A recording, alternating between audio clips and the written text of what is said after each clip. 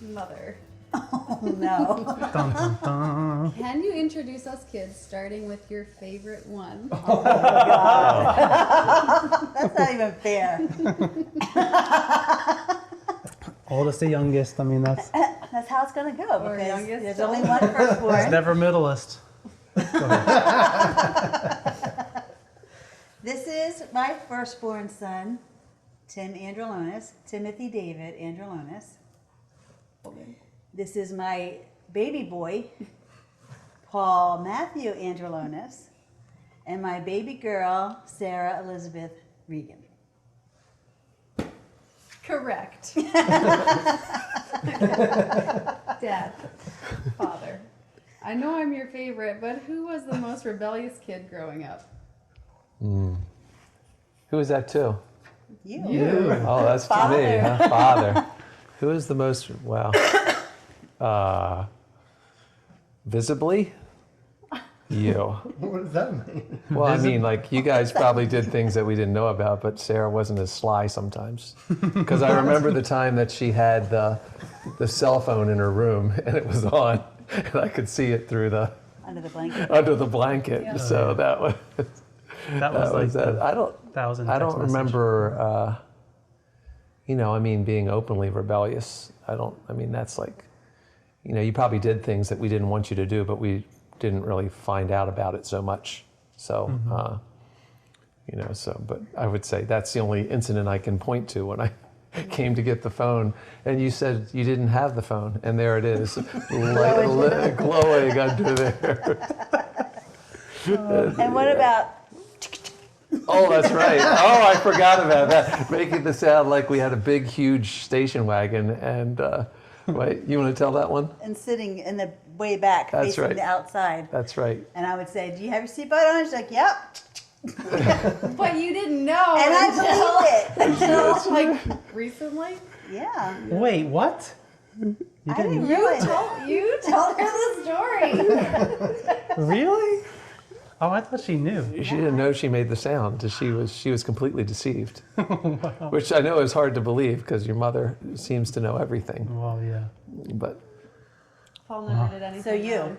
Paul was never rebellious. Yeah. Tim, never. No, he didn't say I mean, that. I'm not He said saying he that never I'm found sure out that about you it. got. Said the most, right? The They most said the most rebellious. rebellious Yeah. that we know about. We don't know. You just have more practice. I don't know. Next, right? Paul, were you ever jealous of your brother's musical skills? Ooh. One time I was. It was my, and he probably knows it, and he probably remembers because he didn't want to do it. But my senior year, we had a band concert, and he was asked to perform at the band concert, and it was my senior year, so he was playing his saxophone like he was, like he still does amazingly, and I was kind of on the drums like, there's my brother at my senior concert playing the saxophone. Everybody's like, so I think that was really the only one where I was like jealous of him, because I actually really love going and watching him play at his concerts and whatever he had going on. So, yeah. Tim, how did it feel to have a little brother that was better than you at sports? I mean, it was difficult at times, like especially when in middle school. We both tried out for the middle school team, and we were both playing basketball at the same time. But he was younger than me and made the team. Same year, I think I made the team, right? Mm-hmm. So it was a little different. I mean, the social dynamic was different for the kids in my class, So that was definitely something that I was proud of. Mm-hmm. But like Paul said, as we grew older, it's like we took our own lanes, and our talents kind of flourished in their different ways, and we supported each other, and But yeah, that was definitely like, because we competed against each other all the time, backyard, and playing all the time, and challenging each other, and it was never between us. We were always just playing basketball against each other. It was never like, I'm better than you. It was never that. Yeah. There was never that ever. Whenever in every sport we played, it was always like we were practicing together and having fun, and just as brothers. So yeah, it was, yeah. Sarah, do you feel like you were spoiled growing up, being the little sister in the family? No. No? I mean, Okay, next one. No. Do you guys think she was no, spoiled that's more like for you guys. because she was the little sister in the family and the That's only just my girl? life. I just, I'm- I don't know if spoiled is the right word, Yeah, I don't know if that's the right word. but because like we weren't like, I wasn't like, you weren't getting overly- things that we weren't getting. Yeah. Right. But yeah, I think I don't know, in some ways, like being the youngest and being the only girl, that was like, I did have my A own thing. rooms. yeah, oh yeah, you had your own That was just the room. nature of two boys and a girl, I think. Yeah. True, yeah. When we shared a room, I think I definitely had feelings about her having her own room until I moved into the attic. Yeah. Until we moved into the attic, which is a bigger space. But Yeah, like okay. when she brought the lunchbox with the apple and the ants Yes. upstairs and had to take all the cart, I remember feeling like if it was my room, it would never happen. I would never have had. I don't know why I remember that, but I guess so. Yeah. So. Dad to the kids. Okay, so what's more important? The parents' teaching or their life example or a combination of both?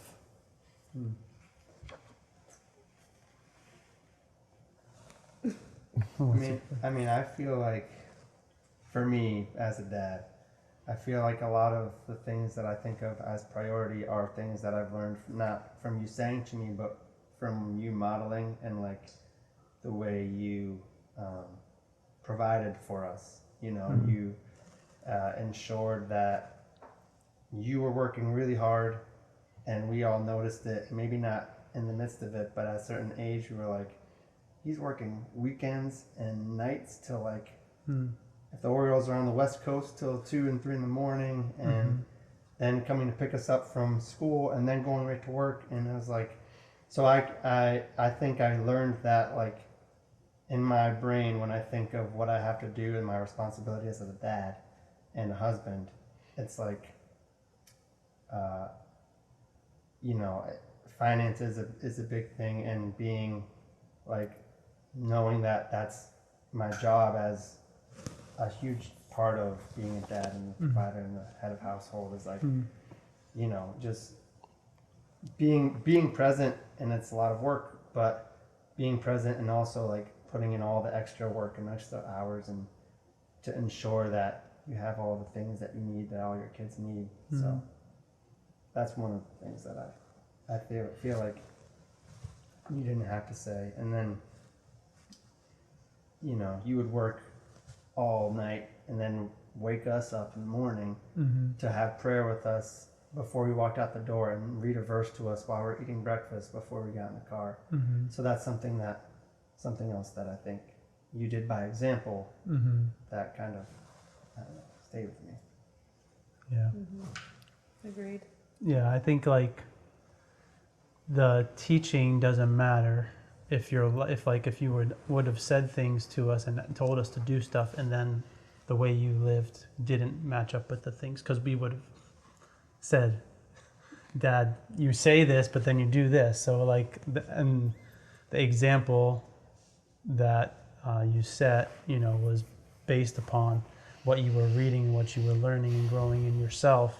And I think that that's what made it like Tim said, it was like we were watching you live your life, and then the things you were saying, we could see like you living them out.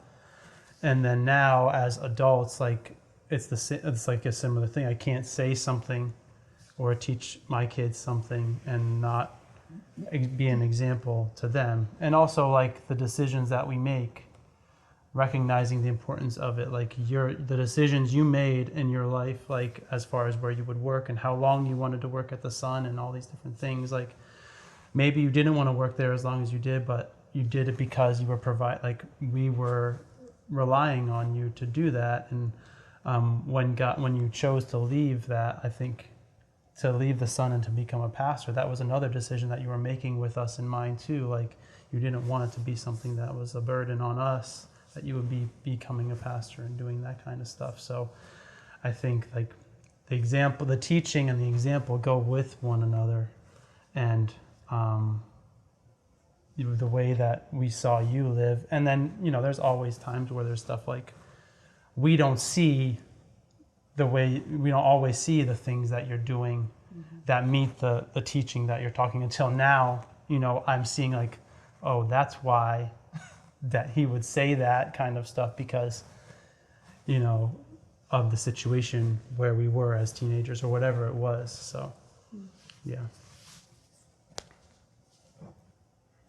Good job, guys. Now, as far as mom goes, Yeah, we talked about that. We didn't talk about mom. Let's go. as far as mom goes, like there were lots of Am I gonna need my tissues? no. So like teachable moments, right? You utilize those, and whether we're in the car and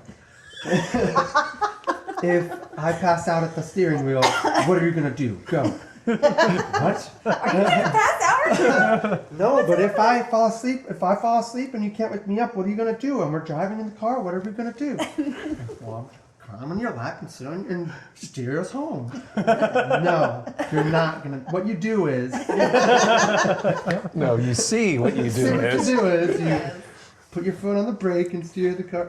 So there was lots of those moments, as well as your example, but there was more like being aware of your surroundings. You would like verbalize a little bit more of like things we should be aware of as maturing children and young adults and adults.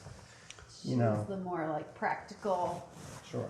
life, daily life lessons. Well, does she have more teachable moments because I was working so much? Yeah, probably. Yeah. I mean, Yeah, for when we sure. were younger, yeah. Yeah, when you were younger, yeah. Yeah. Yeah. Because I honestly don't have any like specific moments of you like telling, like there are, but like moms are super funny and super random, and I don't have so many of them from you that are like. Oh, wait a minute. He just said one the other day. What was it? It was about the hour. You get an hour to be upset after you lose a game. Because that was like, I remember he lost a basketball game and he was really. That was you. Yeah, I That's told what him he's that. saying. Yeah, that's what I'm saying. Like he's saying that you had more teachable moments, and I get it. I'm sorry. so that's I Go was. ahead. You had one. At least one, because he said it the other day. He Yeah. said it the other day. We're done, Dad. It's an hour. The game's been over an hour. Yeah. After the Ravens blew the Dolphins game, it was like, it's over, Dad. It's an hour. It's an hour later. You taught us that. Is it over, Dad? 'Cause that was 3 weeks ago. I know. It wouldn't be over if it wasn't for Sunday No, night with him. We gotta move on. We gotta move on. We'll We talk gotta about move this on. Sunday. We're just giving material, With Dad, like we would like ask him, like we would like ask him for advice, like to learn Yes. from him. I feel like. I mean, Mom too, but like like later in life, ask his opinion on things because he knows so many things. Reads all the books. Yeah, it's true. Yeah, but Mom was more practical for sure, and it was just like in the moment, as we're doing things in life, it was, yeah, that was bad, but you could have done this or you could have done that, or See what I would have done. preemptively helping you, like when we go into the store, we're gonna stay together, or this could be crazy, or whatever the situation we were going into. I thought there were tons of crazy situations we went into, but she was like preparing us for like what's going to happen, so that we don't, all three of us, run in different directions or do whatever. And like the expectation Yes. of what we're gonna do. Yeah. Yeah. Remember the time? I wasn't even there, but I remember what she told you when you were first, like, I think it was one of the first times that you had like Christmas with her dad, with Granddad Allen. Yeah. And she told you specifically, whatever you get in the presents, you will like it, or I will. Well, we You don't. will like it. You will say, even if you don't like it, you will say thank you. And Yes. when we get in the And- car, And if you wait until we get in the What car. was the rest? Well, we're not going to say the rest of it. It involved He's corporal cooking punishment. food, and you will eat it. You don't have to like it, but you will eat what is on your plate. Because I remember the green beans that night. They weren't very good. And I remember I remember so many distinctly things. taking a bite and being like, because we had canned green beans all the time.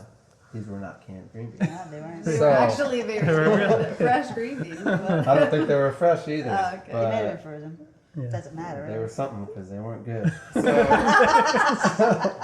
yeah, canned but green beans, so good. I just remember taking a bite and being like, but I remember you like not scaring us, but I mean, Yes. a little bit. Yes. Like you get what you get, and you don't get upset, and don't say anything. Well, I didn't say that 'cause I didn't know that before that phrase. phrase was But I around, said- Yeah, Something about smack in your mouth. I don't remember that. No, you said something. Highly What possible. did I say? yeah.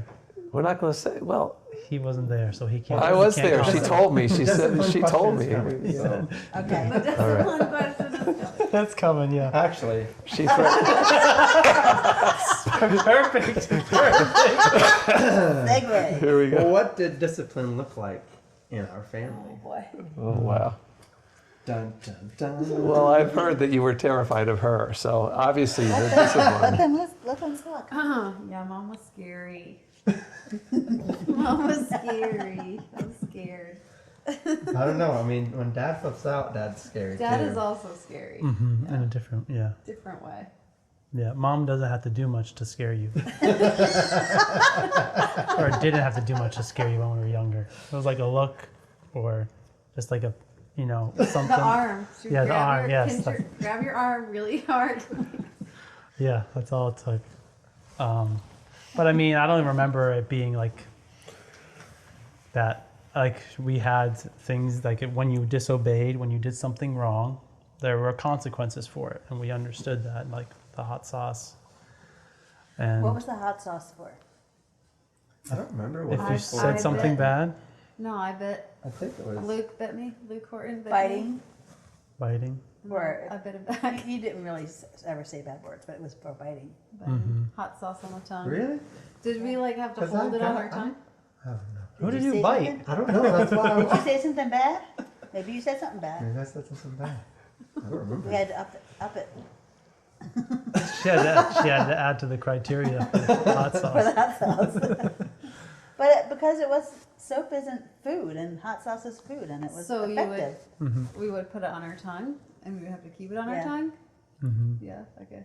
Like how many drops of hot sauce? It was like a teaspoon. It was, not it's, even. Oh, yeah, it was a it was a spoonful. spoon. I, It was the Okay, baby, I remember the baby now. food spoon. Oh, It was like pink or white or yes, something. the soft spoon. Yeah. With The metal with the It rubber definitely on the was. end of I mean, it. doesn't, Yeah. you can't get a lot on there, but Yeah, it's true. It was wasn't- enough. I mean, we were real young. We were young, Yeah, so it was spicy. how old? Like That was Under at six? the. I was six when we moved. That was over at the in the, the house in Loch Raven, right? That's. I don't think so. No, that that was was definitely at the That was house. Hamilton. Oh, was it? I remember Oh. being in that kitchen with hot sauce. I remember Yeah, the me too. the screams echoing throughout the rest Who knew hot sauce? No, please. So torturous. I mean, Yeah. and then I mean, we got spankings on. I mean, just the Yeah. most drastic things. I It was remember- like follow through. Like it was like, if Sure. you do this, I will spank you. Well, And I then- remember White Marsh bathroom. the White We Marsh did Mall. something. White Yep, Marsh Mall. White Marsh Yeah. Mall bathroom. I remember that one, and I think that might be the last one I ever got. Maybe I don't know, Yeah. but I remember that. I don't know what we did. Do you remember what we did? I have no I idea. just remember All of us? going down. I don't know. I think I I, got it. think I got it that time. I'm pretty sure. It's coming back. But I do not remember. But I don't. So like, I feel like all of that. Clearly, we were young, but like at a certain age, I feel like because those precedents of like, actions have consequences. That was instilled in us kind of quickly. So we were like, we know that there's consequences, and that as we grew up, like. We didn't get like grounded. We got sent to our room or something like that. Taken away or something. Yeah, but like I feel like that helped us ground us as far as like understanding what the repercussions of whatever we do and how it affects not just yourself but like the people around you. And I think that I don't know. I don't think we were required as much. I don't know. You can answer that. I do remember leaving a grocery store once with a cart full of stuff because one of you two was flipping out. It was one of them. Flipping out, we do like. Like you were wanting something, you were having a tantrum, and I grabbed you all and you left. I was like, we're not doing this. Yeah. Well, I mean, like those, like the discipline, like learning consequences for your actions. Yes, from like being disciplined, but there was when I was young, I had a problem with stealing mints from the grocery store. You did. And I used to love The going. non-rebellious. I know. See, Dad didn't know about this, but I did know about this. I did know that once she caught you and made you go to the. once she caught me. Once so she it's caught all you took. and she took you to the cashier. I knew that Yeah, story. so like, I don't know why. I mean, it was like the most dumb, like the little mints when you go to check out, you know, just I would grab a roll of the mints and I would always wait till I got home to eat them, like go in the closet or something. But this day I was Just like, one time. I was The temptation was too I was great. like, these are so good. These mints are gonna taste so good. I couldn't wait till I got home and I was out with the cart waiting for her to. I forget, or you were taking the cart back or something. I don't know. I was outside and I ate one, and then she caught me eating the mint, so took me back into the place, and I had to put the mints back and apologize in front of the. Yeah, I mean, she wasn't gonna let me have them after Sorry, that. continue.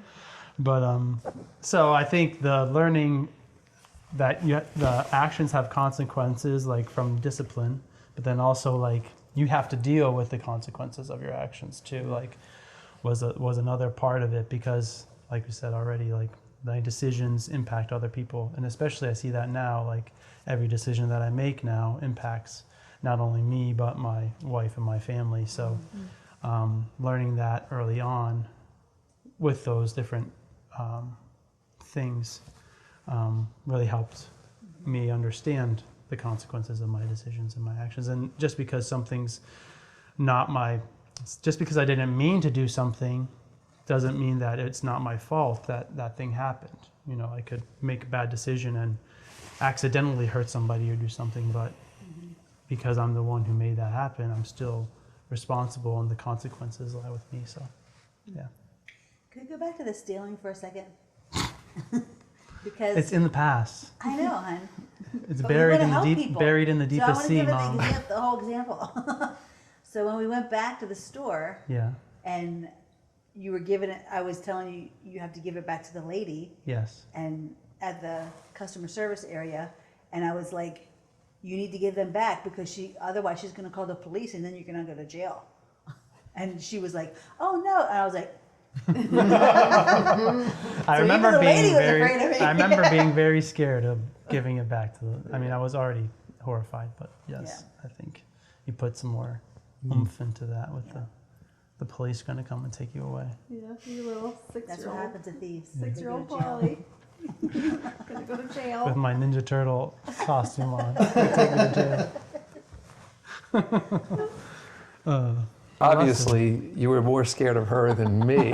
So obviously Well, I think, She was the imminent threat. I see. Okay. but I think one thing that was. It's always there. Yeah, well, one thing is that it wasn't like wait till Dad gets home, No. Yeah. No, Yeah. that's right. which is because he wasn't getting home till 3 or 4 in the morning anyway. Just wait But till you're sleeping. but it was like we recognized like Mom is going to discipline us, and we're not gonna like have this fear of our dad being the one who comes home and takes care of everything that went wrong the day before. It was like we're handling it at this time before while it's still a teachable moment or still something that you can learn from. So you think that was like, so she never said, like, wait till your father gets home, because that was impossible because of the job situation. So it wasn't like waiting. It was like instant. You were instant with your Well, I discipline. don't think that it was just that though. Oh. I think like what he said, like,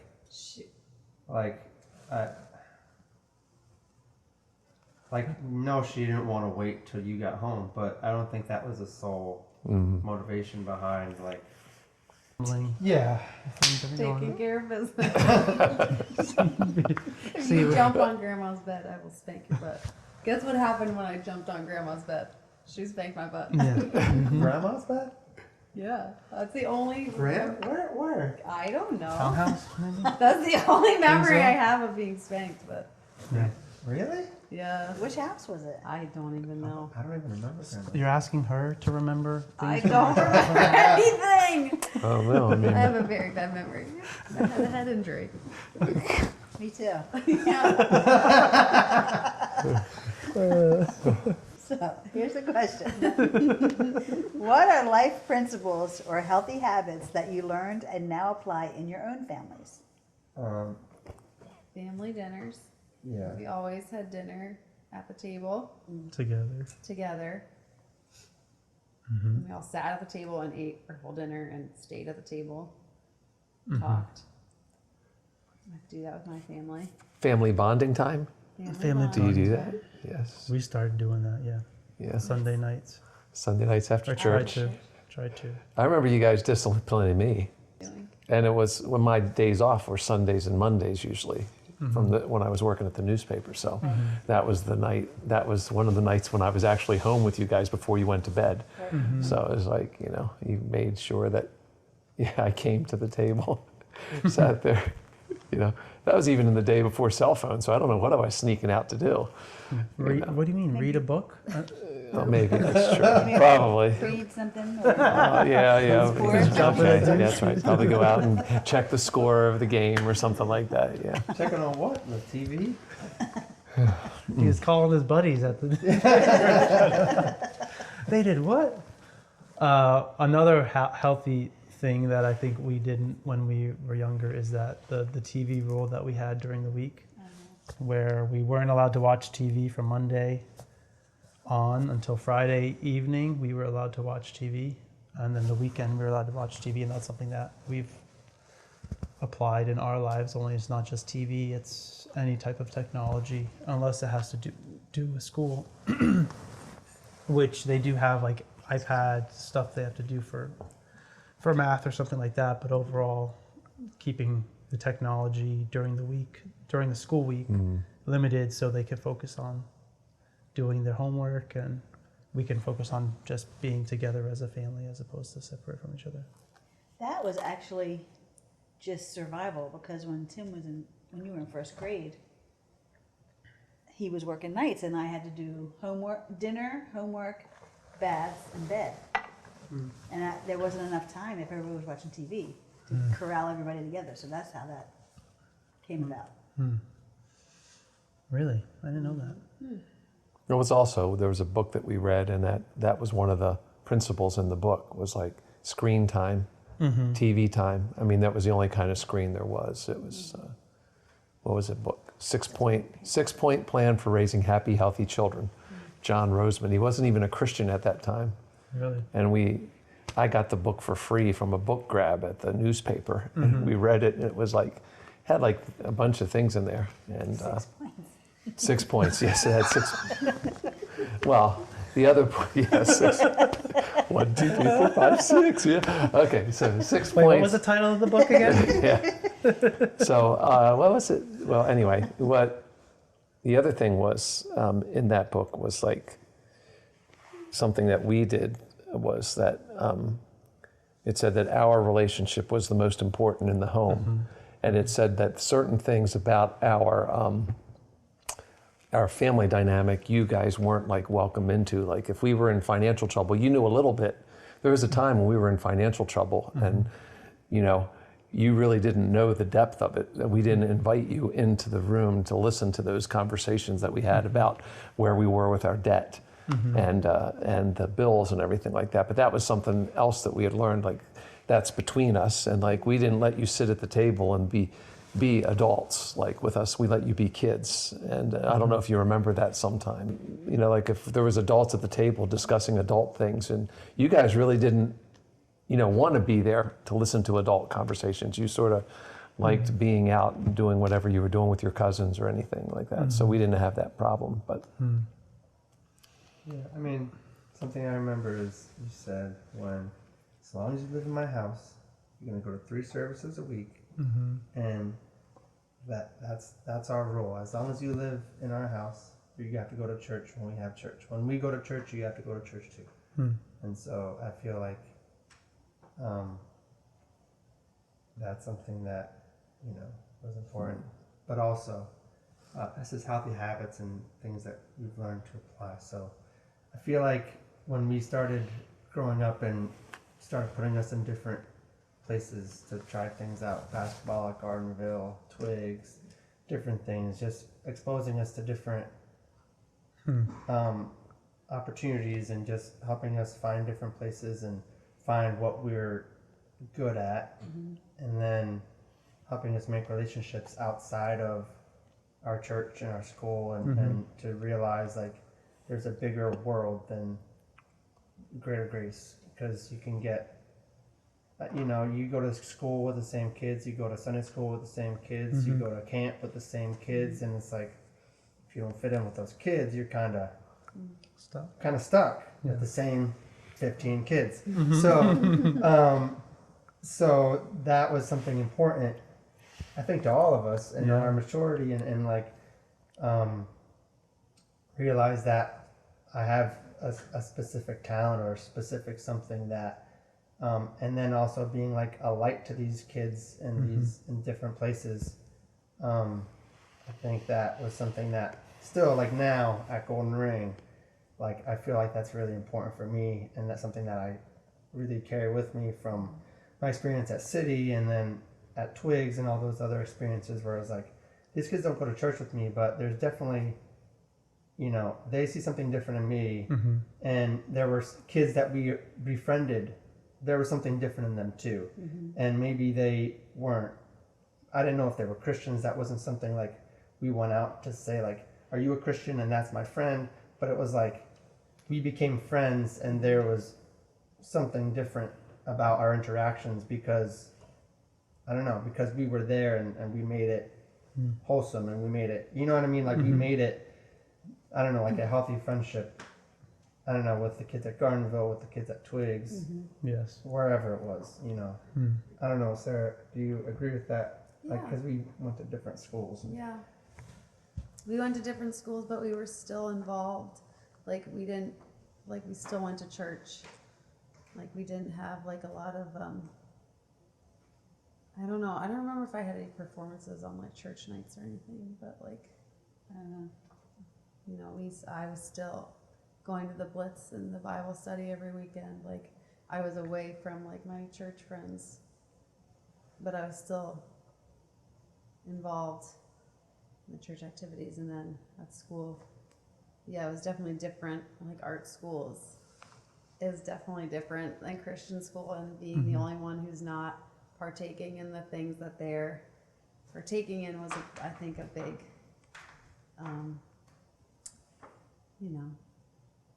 Challenge? just Differentiated you from them. like people seeing that we're different and like still like very happy and like not happy not partaking in those things and not like I think it really solidifies your convictions a little bit in terms of what you're taught and what you guys taught us.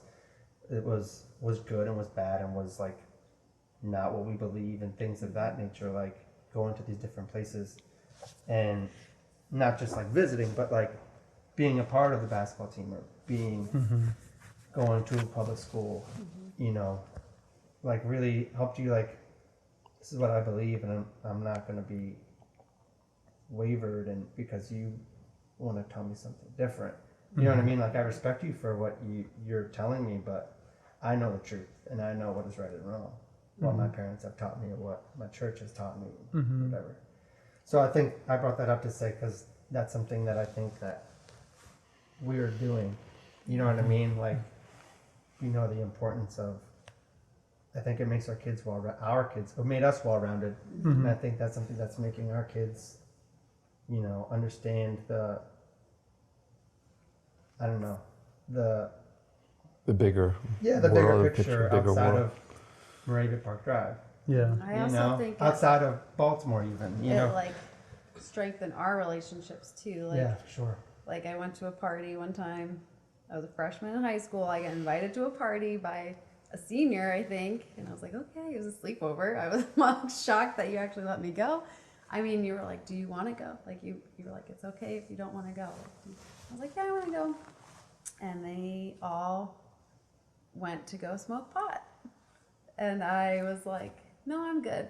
Like, I'm not good. They're like, are you sure? Like, there was one other freshman with me, and she's like, yeah, I'm going to do it. I want to try it. I was like, yeah, no, I'm good. And I texted Tim. Because Like- he could Call drive. me, Because he could actually. drive. Oh, I called you. I think you called me. I called Tim. I feel. I didn't I call- remember the I story. You didn't- called him from the bathroom, Yeah. but we, tell it. yeah. I called my brother Tim. I'm like, what should I do? Like, should I stay?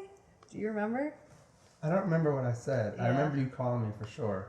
I remember, yeah. But like, I didn't call my parents. I called my older brother. Were you know at what I mean? college, Tim? No, You were a I was a freshman? freshman in high school, so he was a The senior in senior, city, yeah. senior in high school. But he could have come and got you Yeah, too. but he was like, well, do you feel safe? Like, do you want to stay or do you want like to go? And I was like, I think I'm okay. Like, they're just out there. Like, and then mom came and got me the next morning. I don't think I told her. No, we never I knew. never told her. And we didn't know that story for about a year. But to say that, like, my convictions, like, we grew up with such a strong foundation, like, went to GGCA till 8th grade, and then they let us choose, like, okay, like, so they let Tim choose where he wanted to go to high school. He had a really tough class, so he chose to go somewhere else, which was exactly what he needed, exactly what God had for his life. Paul decided to stay, because that's what God had for his life. I went somewhere else. That's what God had for you. That's what God had for my life. But we had the strong foundation of faith, and we didn't waver. Like with like my first year at public school, like glaring opposition to my faith, like, and it's still like with our family and with my faith, it was like really strong. Yeah, I think like these different environments that we all were a part of, or like you said, they kind of shaped who we are and how we established ourselves in our individual walks of faith, and recognizing, you know, the world is bigger than just, you know, our class and our church and that. And for me, it was basketball. I played basketball like from 7 to 17 or whatever it was, and the environments that we were put in, or I was put in those, you know, going to West Baltimore and playing in basketball tournaments, and just in some cases hanging out all day there because it's a tournament, and just being with people. And, you know, it's some of the similar things that they both have said, like knowing your convictions and knowing, okay, I'm not going to go in the locker room while that's happening. I'm going to stay out here with the coaches or whoever, just because I don't want to be in that environment. And it's not an easy thing to do by any means, but it has made it, I think, us recognize that, and recognize the importance of our faith, and opened up the world. Like, we are lights in the darkness. We are lights in the world. If I never go into the world, I'm never going to be a light to the world. So like, these were places where we could go, and, you know, the worry is that the world's going to put my light out.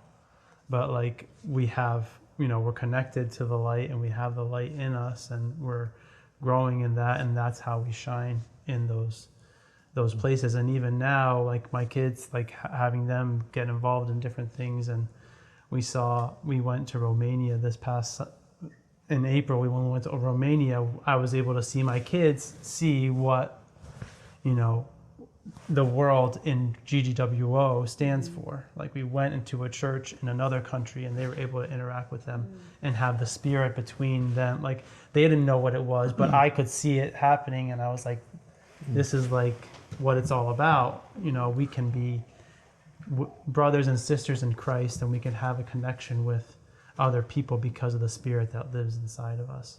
So, yeah, I think we all have those. That's something that I think is a healthy habit, like you said, Tim, that we can be a light in the dark world that we are interacting with. And, you know, continues now, even now, like the places that we work, the place that I work, or whatever it is. People can't always put their finger on what it is, but they can tell that there's something different. You know, and when we have opportunities to say something, or what people ask why we are the way that we are, we have an answer to tell them, and it's not something that we're ashamed of.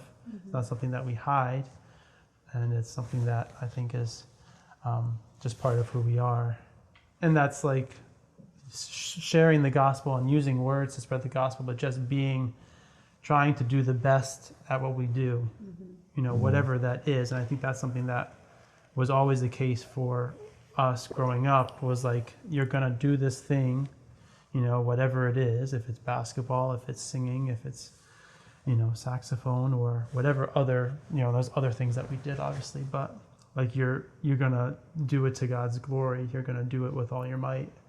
And I think that's something that's been instilled in me, especially for me to like help pass that on to my kids too. Like, okay, I get it. You don't like playing soccer or whatever, like, but you made a commitment to your team. You're gonna do it, and you're gonna do the best that you can. Maybe you're not as good as the other guys on your team, but you can still be the best at it for you, and do it to the glory of God, and have Him, you know, do something with it.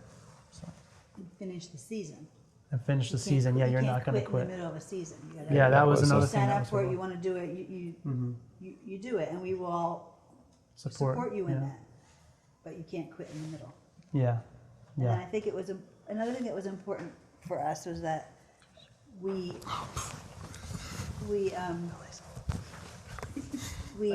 encouraged each other. We went to each other's. Like we wanted to make sure that we went to. If you had a concert, we went to your concert. If you had a game, we went to the game. If you had a concert, we went to your thing. We didn't just, everybody can just stay home and just we'll go, but we all went to support each other. Yeah, like I remember Expressions and your championship game were on the same day. So we're like, all right, Dad's going to go to the game, clearly. Dad's going to go to the game. And Tim, you come to Expressions with me. And so we're like, okay, and Dad can just like text us the score or whatever. We'll find out. You know, they'll have video or something. Well, and I think they did it video, but yeah, I remember that was important. Yeah, Because it was her opening night, I think. She was that one year. That one year, yeah, you were saying that one year she was the only soloist that got the part to. Her junior year was an awesome year. She won all the parts. Morgan, right? Yeah. Created a. I mean, that was hard because I wanted to see that game. I know. yeah, you did. I know. Yeah, it was amazing. No. Yeah, but I mean, I think that made us want to continue to do those things, because we knew we were all like rooting for each other, but like supporting each other in everything that we did. And when I went to the concerts, I was always wanting to see them do well, and I think when they come into the games to see me do well, so. And that's what it's about. I remember how close you guys were. I didn't really realize it until when I really realized how close you all were was when you went to Budapest for a year and you came back for Christmas. And we drove to JFK to pick you up. And Mom's parking the car and I'm still in the car.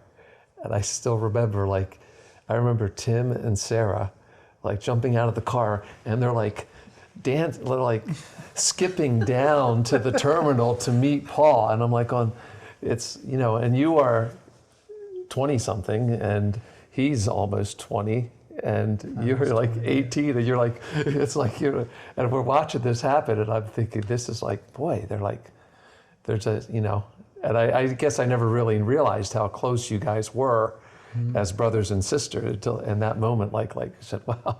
But even in that, yeah. Like we all drove to JFK to pick you up. It wasn't like they're going to stay home and we're going to go get him and bring him home. Yeah. Like they wanted to come. Yeah, that's right.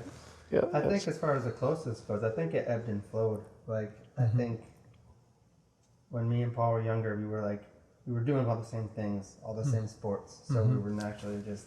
And then as we got older, we were still close. But then me and Sarah were doing more of the same things. So we kind of like, I remember her theory placement test or something, and you're like, Tim, you know all this stuff. Come help me with my theory Just stuff. tell me what it is. Just help me a little bit. Don't give me the answers. Just trying to. No, And just so give me I, the so I answers. remember it was just kind of like, it morphed throughout. I don't know. Yeah, I think it did. I think that's true. But I think like the thing, especially now that we're older and that we're adults, we always know like every week, or it's not like we go long times without seeing each other, because we know on Sundays we're gonna, if we come to church, in Baltimore, we're gonna see each other, or on a Wednesday or whatever it is, we're gonna see each other. And I don't think that, and sometimes you can take it for granted, that idea that we like know what's going on in each other's lives because we see each other so often, which is not like all of our kids go to the same school, like, and you could see that as like maybe your life's so small, but I feel like our lives are so big because of that, because we have like our kids are friends and we can go on vacation as a family and all, like they enjoy each other. It's not like huge drop down, whatever the drag out fights, drop dead, Knockdown, drag out fights happening between the cousins. So I think that we have that common thing that we can always come back to and know that we're all there and we all have our faith and have our church that we can come back to. It's like a huge thing that, like I said, sometimes I can take for granted in some ways. Like, we have these relationships that are so close and that we can always come back and know, like, I'll see them and I'll say hi and we'll catch up and whatever, and he's not going to think I'm a jerk and I'm not going to be mad at him. You know what I mean? Reading and praying in the mornings was something that when we were young I didn't realize how important it was, but as I grew older and when I went to UArts, and Dad, you're like, here, take like 10 of my 1,000 doctrine booklets and just read one every day, or try to read one a couple pages every day. They're only like 25 pages max or something, so try to read one every day. And so when I was there, I wasn't going to a church at UArts, and we didn't have an online presence like we do now. So it was very much like my responsibility to do my diligence of reading and praying and continuing learning and growing in my faith. And so I was reading booklets every day, as much of it as I could, and so that was something that carried over from, like at Shenandoah, I had a group of friends in a church that I attended, and we all prayed and built each other up. But I didn't have so much of that. I had Marcus and Sarah, but I was a grad student. I had my own apartment, so I was like, it was more of my own responsibility to kind of. So, and that's something I mean, I don't read doctrine booklets so much, but I still read daily and pray daily, and to just set my day off the right way. Yeah, I don't know. Yeah. And one other is praying at night before going to bed too. Like, that's something that we always did. I remember when they would have the Finished work singers rehearsal. the finished work singers would rehearse in our house. Oh my gosh. Tuesday nights? Was it Tuesday nights. Tuesday nights. 7 to 10. And Mom would be down rehearsing, and we would be waiting for her to come and pray with us, so that we would like try to figure out ways without going down and asking her. We would like sneak down the stairs and like throw paper airplanes or like do stuff to try to get her attention to come up and pray for us before we went to bed. And it was, in some ways it's kind of funny thinking of it that way, but it's something that I think was important for us every night to have, pray before we go to bed, and to, start the day off like you were saying with the word, with prayer, and then ending the day with it before we go to bed. And that was something I think that helped with us, with the culture of our family, as the question it's kind of said. like a formula. So like you start your day off with the word, and then you find joy in your day. So like Nathan, when he doesn't have a good day, there has to be something. You have to find joy in something that day. I was telling this to a coworker the other day, a new teacher, And I was saying, you're gonna get stressed out, but you have to find joy in something that day. Like, and that something's gonna throw your day off, and you're gonna think that day sucked. Yeah. But there's gonna be like one moment when you have to try to find the silver lining for the rest of that day, and then end the day with like, casting all your cares on God and throwing it all away And being able and letting to Him rest. take it. Yeah. So, That's good. what about you guys? What's Were that? there any like habits that you were like, oh, we're gonna do this, like before you became parents of 3 kids? Besides that book that gave you the 6 Or- points. Yeah. Well, before that book, we only had 2 points. I don't. I'm just kidding. I don't know. We didn't, I don't know, we didn't plan to like create a culture. I don't think. I mean, I was always like a Bible reader, so me sitting at the kitchen table with my Bible open and a cup of coffee is like, still happens every day. It was just something that I had done as a believer. And so, I mean, I really did think it was important for me to stop at school for 10 minutes on my way to work. I mean, that was one thing that, I worked nights, I wasn't going to see you. And, I would just stop by, just to say hi. You'd hug me. My daughter even kissed me back then. Oh. But, that was, those were those moments. I remember who told me that. It was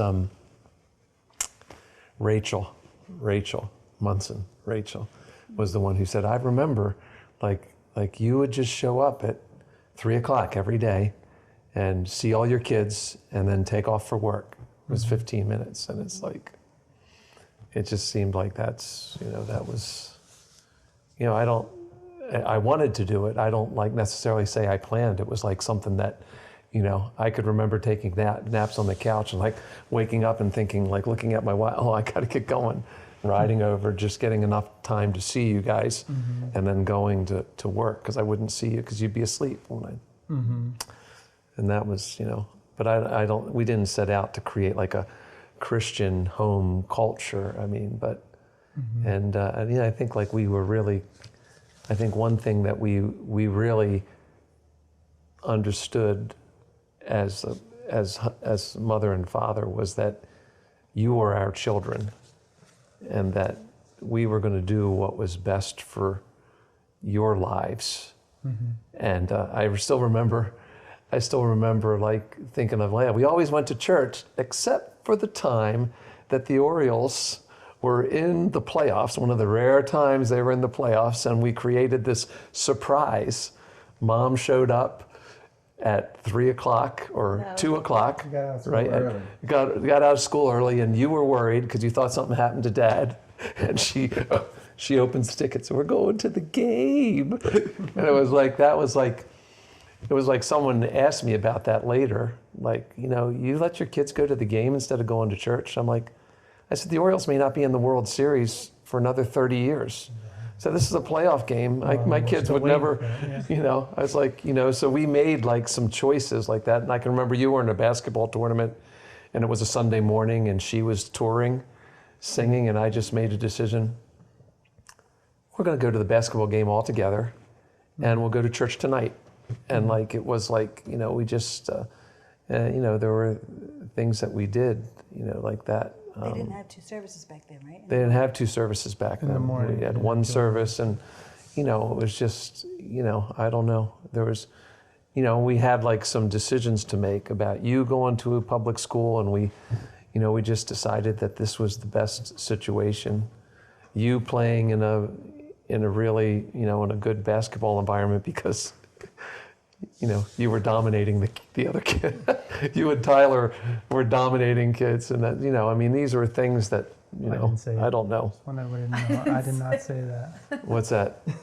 I didn't say I was dominating. No, we could see it. We could me and Uncle Eddie, Ed Yunoski, and Uncle Eddie, we could see it, that what was going on there. It was like, we talked because it's like, man, these we got to get these guys into an environment where they're challenged a little bit. So that was, and the same thing. I mean, and same thing with Sarah when she went to a school, that kind of school. It was like, those were things, and everything, Were those decisions difficult?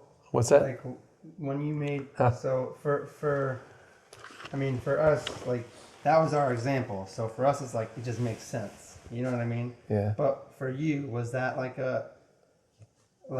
making that decision? All right, he's too good. He's too good for this. He needs to be exposed, or not too good. It's like, let's get him in another league. Was that a difficult decision? Or like Twigs or any of these other experiences? I don't know if it was a difficult decision. I just think that we kept, the thing is we have church life, and and sometimes people thought of, like you were our kids, and we had to make responsible decisions for each of you, so that you could be who you were supposed to be. So if we had kept you in a place where you were, we don't need to go into everything that was going on in that class with you, but if we had kept you in there, would you be the teacher that you are at Golden Ring Middle School? Doubtful. I mean, you went there and then, Mr. Wallace gave you all those. You weren't even a saxophone player yet. You were a clarinet player. And, that's the kind of thing. And I think Sarah had, Sarah went to school and she had a very good freshman year.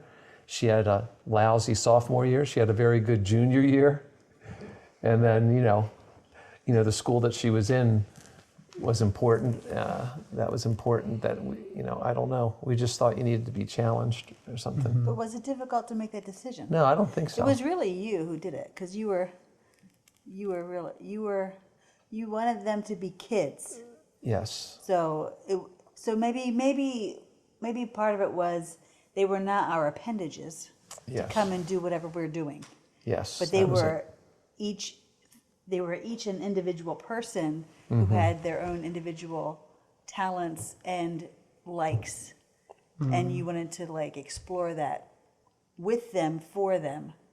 You know what I mean? I think so. Maybe that's it. Without crushing them, but without letting them go wild, within boundaries of our home and our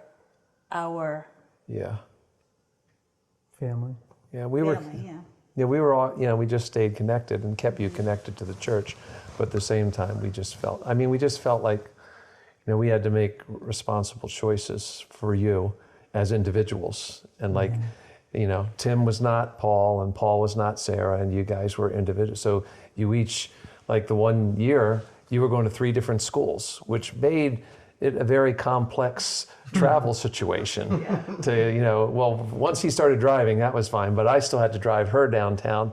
And then, but this was all things that we had to make decisions. But I think that was all the culture, not the culture, but just the idea was that we wanted you to, I don't know. I mean, I don't know where we got it from. I don't know where I got that from. I mean, my parents let me, be myself and work my jobs and do kinds of things. They were very hands-off as long as I was doing okay in school and everything. And I don't know if I brought that to the table or not, but anyway. We should end with our family song. Shut the door. No, wait, is it? There's too many. Oh, I thought it was going to be Tim. No, it was. You said. We didn't talk about how she tricked us into thinking Taco Bell was closed. I know. Oh, wow. Let's tell that one. Okay. So man, the deceit. So The We didn't talk about them hiding the TV from us for a whole summer either. I didn't hide it. Those are It good was right habits, there. though. We trusted Well, yeah, you. those are some different habits. Like So your kids. was it? It had to be the summertime.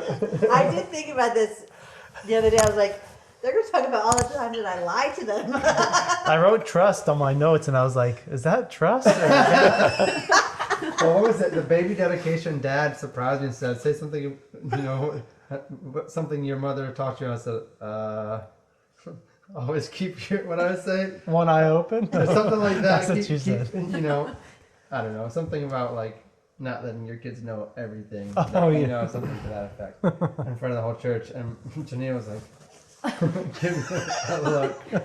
You know. Anyway, so we really want to Taco Bell. We were like, oh, let's go to Taco Bell. You know how kids It was like a do. Friday or Please, something, I Mom, think, because please, can we go to Taco Bell? we didn't eat out at all, like Please. ever. And We so never ate out. She knew that the Taco Bell on Bella Road at Northern Parkway and Bella Bella Road Road. and Taylor Avenue. Taylor, yeah. Fullerton. And We can go to it was Taco Bell. closed. Yeah, But yeah. And so- only this Taco that Bell. We can only go to this Taco Yes! Bell. I'm gonna get a gordita and cinnamon twist. Nachos and cheese. the whole It was so great.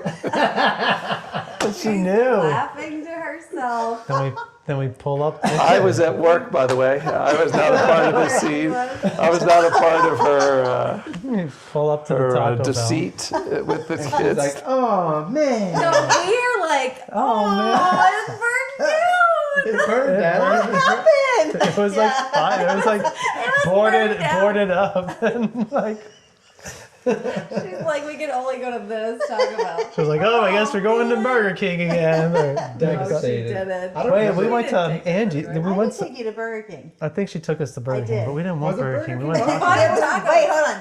There was a Burger King where the Taco Bell is now. That was Burger King. Oh, on Hartford Road. No, On on Bella Road. oh, by beach. Down, that's on the other side. Oh, On the okay. other side of the highway, the Taco Costco. Bell's there. That was Burger King. Oh, that Taco Bell. Okay. Yeah. Oh, I don't remember. And now it's a Taco Bell. Did you guys Isn't catch that funny? that? Ironic. It She is. lied to us about the Taco Bell. She Now, what lied. was the other one? The oh, TV. the TV. Was it in the summertime? So What we happened weren't in allowed to summertime? watch TV Was it during the the summer? school year, It had and to then be, the right? summertime we were able. I, to... I did not remember this. I don't know if it was the summer. I don't remember what it believe was, but I don't know if we did something wrong. She just was Or sick what- of the what TV. prompted this to happen, but no, she- I know what it was. She was sick of us singing the infomercial songs. But we had like a cabinet that had the TV inside of it, and she said that we're getting rid of the TV or something to that effect. That's how I remember it, anyways. Yeah. She closes the cabinet, and then We were so gullible. for months we were like, "There's no TV in there," and we're just like struggling with no I think he came down TV. one night and we were watching TV. No, he found it. He was looking for something, and he found it. He opened He like the opened door. the cabinet. He was like, It's back! And I remember, because it had the little door with the numbers that put the channel in. "Yes, yes, yes." And I was That like, the same TV. This is the same TV! I've never ever seen another TV like this. Oh, How did and we not then open it before that day? I don't know. Was it only like a couple days, but it felt like months? It felt like. I mean, that's possible. That's possible. But we remember things. So it was like 3 years. It felt, So lie to your kids, good. folks. Moral of the Turned out story. awesome. Look at us. Give me Whoa, what is going on? What's happening? Information. Okay, y'all know I can't harmonize, so I gotta do the melody. I know. I'm with you, Dad. Okay. So the music genie. long Distance. All right. Oh, we didn't know you were watching. You're wondering where the merch buttons are? We don't have any. We gotta do this. Come on. Okay. Go ahead, Dad. All right. Hey, we hope you enjoyed our family as we talked about life. We hope it edified you and encouraged you. And it's an amazing group of people. And Jean Marie and I are very blessed to have these people in our lives and the people that they are. What, is that bad? Okay. Thanks for watching the Grace Hour podcast. Better. Go ahead, Paul. You try. Wow. Go ahead, Tim. Wow. Thanks for watching the Grace Hour podcast with us, the Andrulonises. Hope you had a great time. Hope you enjoyed. Like, comment, subscribe, all the things you do. See you later.